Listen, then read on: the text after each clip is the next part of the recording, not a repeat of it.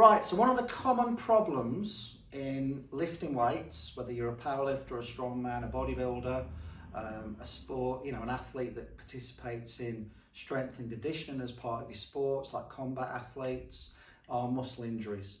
Now this video, this toolbox, is going to spend some time discussing how you manage those acute muscle strains. And that's like in the first few days, first week or so. Now, muscle injuries come in three different types. There's grade 1s, which is the tear of a few muscle fibres, but you've got no loss of strength. A grade 2, which is basically a tear of a few more muscle fibres, and there is a loss of strength. And a grade 3 is a complete tear of the muscle.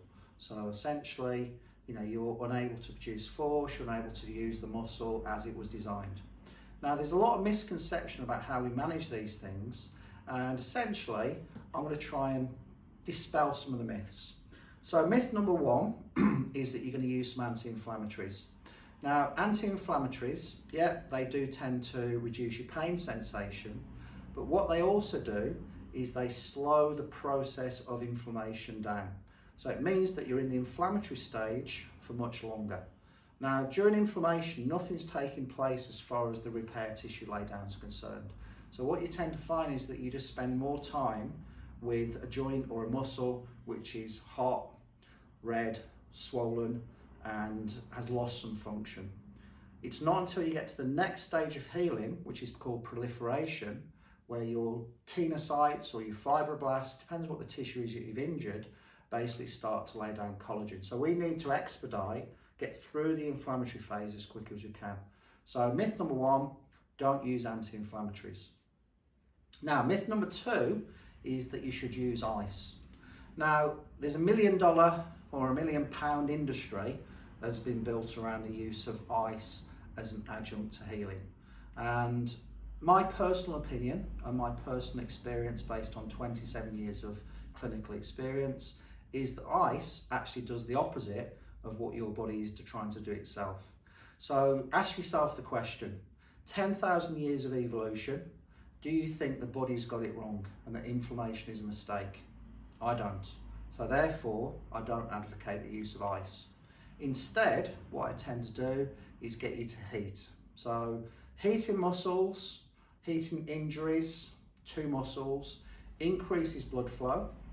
It increases the diameter of the capillaries that bring the nutrients into the muscle to help the repair process. It increases the diameter of the capillaries to get rid of the waste products, the byproducts of inflammation.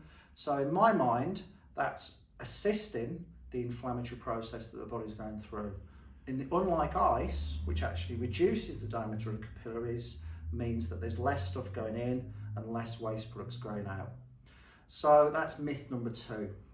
Now, myth number 3 is that you should be stretching your torn muscle as soon as possible or getting some deep tissue work.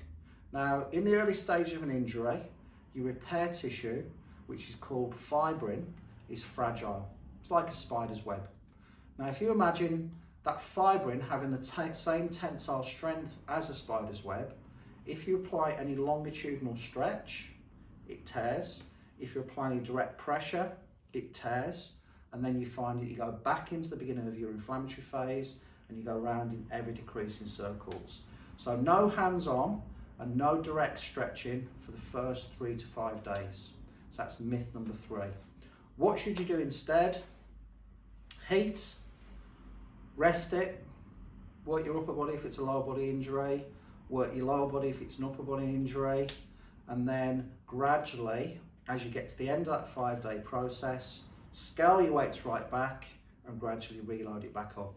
This is where, ideally, you want to go and see a healthcare professional so that they can scale the movements back to the point where you can do something that's not overloading the muscle and progress you all the way back up to the point where you're able to do whatever it is that you were doing when you injured yourself. All right, guys, that's your muscle injuries toolbox. Hope that helped.